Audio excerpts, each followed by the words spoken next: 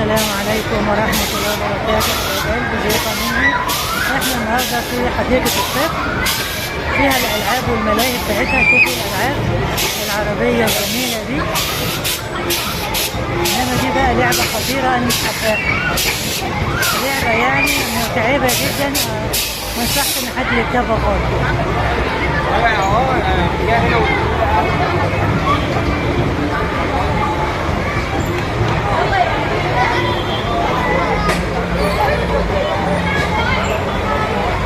الجوكي بارك في الاستاد بالليل، منظرها جميل، تحفة تحفة تحفة تحفة جدا.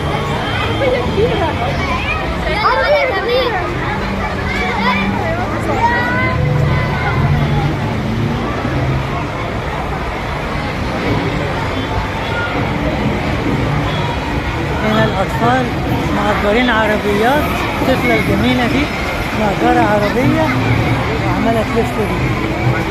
هنا بقى الفنجان،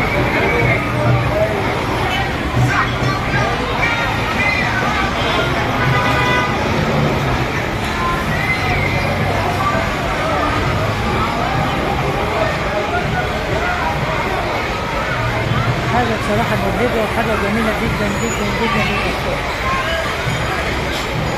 الكلمة اللي أنا دخلتها قبل كده بالليل،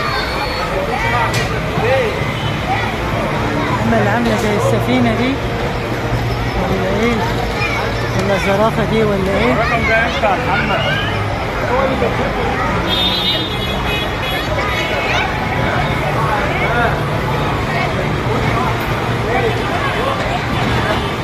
دنيا مختلفة خالص، هنا عالم تاني خالص خالص خالص.